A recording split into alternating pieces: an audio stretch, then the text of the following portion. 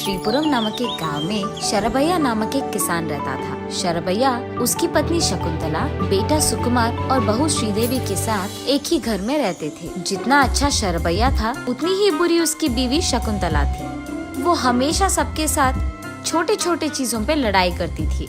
वो इतनी ढीठ थी कि घर पे भी उसका फैसला था कि सब उसी के बात सुने और इसीलिए सब पे चिल्लाती थी। शकुंतला का व्यवहार देख घर में कोई भी उसके व्यतिरेक बात ना कर पाने के कारण एकदम चुप रहते थे। हर रोज शकुंतला उसके पति और बेटे के खेत जाने के बाद उसकी बहू से वो बहुत काम करवाती थी। ऐसे ही एक दिन जब उसके पति और बेटा दोनों खेत जाते हैं, वो अपने बहू को बुलाकर, ओए बहू, आज मुझे बहुत भूख लग रही है, 5 प्रकार के व्यंजन बनकर अभी लाओ। ऐसे कैसे सासू माँ, अभी अभी तो आपने इतने फल खाए थे, आपको फिर से भूख लग रहा है? हाँ, अभी खाई तो मैं वापस नहीं खा सकती हूँ क्या? क्या मुझे भूख नहीं लग सकता? नहीं नहीं सासू माँ, मेरा ये इरादा नहीं था। वो दरअसल।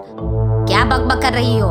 मेरे खिलाफ ऐसे बात करने के बजाय जाकर काम करो। जाओ, जल्दी व्यंजन सारे बनाकर मेरे पास लेके आओ।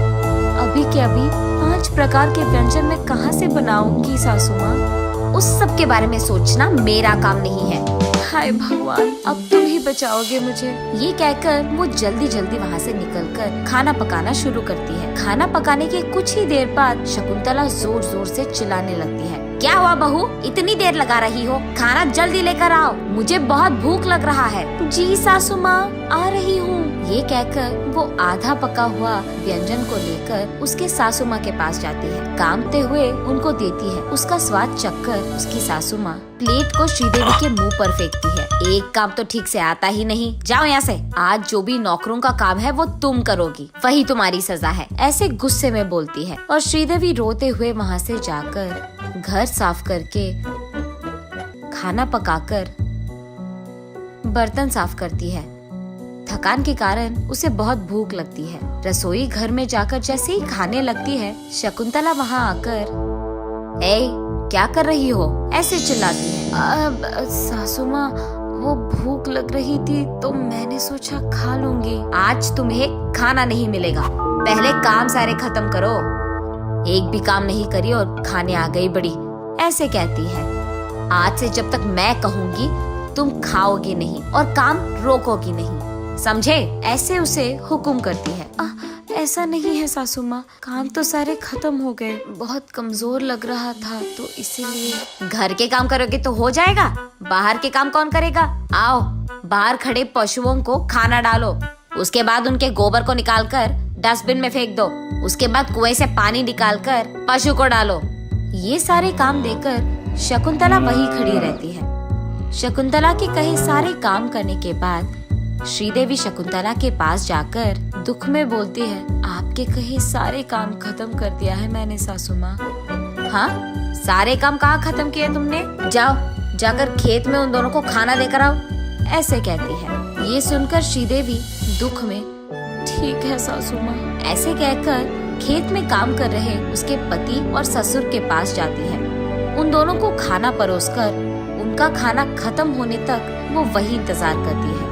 उनके खाने के बाद उनके प्लेट्स को लेकर वो वापस घर चलती है। रास्ते में उसे एक बड़े पेड़ के नीचे मौजूद एक बेंच पर एक गुड़िया नजर आती है। उसे देख श्रीदेवी उस गुड़िया के पास जाकर उसे अपने गोद में बिठाती है।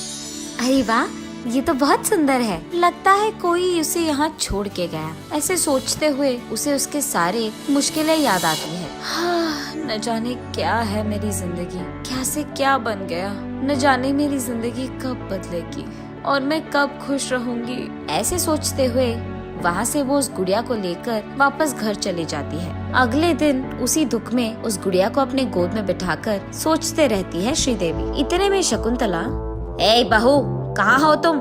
आज भी मैंने नौकरों को आने से मना कर दिया, इसीलिए आज भी तुम ही को सारे काम करना पड़ेगा। कहाँ मरी बैठी हो तुम? ये सुनकर शरभैया, क्या बहू से काम करवा रही हो? तुम पागल हो गई हो क्या? क्या हुआ जी, आवाज ऊंची हो रही है आपकी? दुख हो रहा है कि आपको मैंने काम नहीं बोला? आपको भी बोल दूं? नहीं नहीं शकुंतला, मेरी बात तो सुनो। घर के नौकरों को आने से मना करके बहू से ये सारे काम करवाना अच्छा नहीं लग रहा है। किससे क्या काम करवाना है ये मुझे बहुत अच्छी तरह से पता है। आपको सलाह देने की कोई जरूरत नहीं है। जाओ, जाकर खेती करो, वरना चुपचाप यही बैठ जाओ, ऐसे कहती है। उसकी बातों के व्यतिरिक्त बात ना कर पाने के कारण शरभैया चुपचाप वही बैठ जाता है। इतने में गुड़िया को लेकर श्रीदेवी वहाँ आती है। क्या हुआ सासू माँ, आपने बुलाया? ऐसे कहती है। घर के सारे काम छोड़कर ऐश कर रही हो? मेरे सारे काम अगर ये करेगी ना तब पता चलेगा इसको कि कितना मुश्किल है, ऐसे श्रीदेवी मन में सोचती है। और बस उसके हाथ में मौजूद गुड़िया धीरे से रोशन करती है। ये क्या, ये कहाँ की रोशनी है? ऐसे उसे देखते ही रहती है कि इतने में उसके सामने बैठी शकुंतला कुर्सी से उठकर घर साफ करके पशु को खाना देकर बर्तन साफ करती है। खाना पका के ये सब देख श्रीदेवी को लगता है कि कोई जादू है। एक के बाद एक सारे काम करती हुई उसकी सास को देख श्रीदेवी चौंक जाती है। सारे काम करने के बाद शकुंतला थक जाती है। भूख लगने के कारण वो रसोई घर में जाकर खाना खाने की कोशिश करती है और बस हाथ में उसका प्लेट उसके मुंह पे खुद गिरता है। इस सब जादू को देख, अरे बहू, कहाँ हो तुम? जो काम मैंने तुमको दिया है वो सारे तो मैं ही कर रही हूँ। ये कौन सी माया है? क्या कर दिया तूने चुड़ैल?